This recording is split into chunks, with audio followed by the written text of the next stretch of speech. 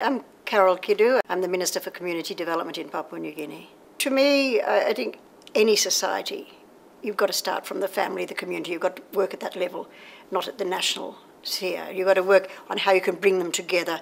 I don't believe in top-down. I believe in both ends of it. But for Papua New Guinea, I think it's particularly important because we're a nation with over 800 language groups, so that means 800 cultural groups, 800 tribal groups, and policies coming from the top down in a one-size-fits-all type approach are just irrelevant. But we're introducing along with it the methodology of working in communities called community conversations initiatives, which really are very compatible with traditional life. In traditional life, in, say, my husband's tribal group, in our villages, people sit down in community and talk about issues either in more formalized clan meetings or just informal, what we call nobo, sitting down chatting about things. And community conversations is like that, where the issues and the tensions in the community get resolved through community conversations and discussion. It's very important for us in Papua New Guinea too, because in between tribes in Papua New Guinea, traditionally the way to resolve conflicts was normally by tribal fighting. Within a community, violence was tried to be minimized, and so it was more communities resolving it in various traditional ways. But between communities, tribal fighting was often the way that a conflict would be resolved between different tribes.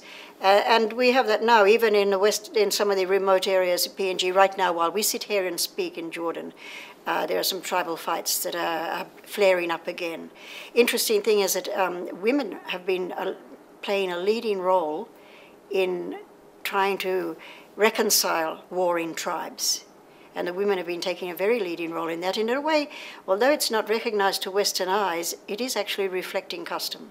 Because I know in my husband's tribal group years ago, which was way before the living memory of any people now, it's in the records that, you know, if there was a conflict going on, women could actually stop the conflict by dancing out holding a grass skirt.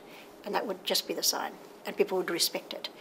And so I think people are a bit surprised about the power of women within conflict resolution nowadays in PNG, but I think there is an actual historical, cultural basis to that as well. And so I think for global reconciliation, we have to be able to take it at all levels. You know, we have to be able to come to peace within ourselves, which is not always easy if we're worrying about where's the next drum of water coming from, where's the next lot of food coming from, and that's the reality of many people in my electorate. They're worried about, because my electorate is an urban electorate with urban poverty and people without their gardens. And for many people in my electorate, the big issues in their mind will be, you know, getting a packet of rice from the store to feed their family that night, and will they have any sugar in their tea or not, and how will they get it? And so, you know, we must work at these issues, because if you're struggling with those basics, how can you expect people like that, you know, to reconcile their whole life? And so we've got to work on all this at community level, and I think it's good if we can somehow go back a bit to the collective mentality. Not collective in the sense of collective violent action, the tribal fighting, but collective in the sense of collective in the positive aspects of collective life.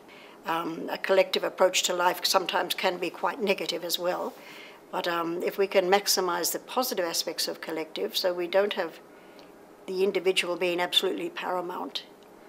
So I sometimes horrify people because I believe in the rights-based approach to development, but I say, please don't come into my communities and teach rights as a Western concept, because our communities had their own perspectives of rights and responsibilities, and we must work from there. It's not about tolerance. Tolerance, it's about respecting and accepting differences, and then working from those differences. In my mind, it is. Acceptance doesn't mean that you want it for yourself, but you accept that that is the reality of those people in that space, and we work from that space towards moving forward.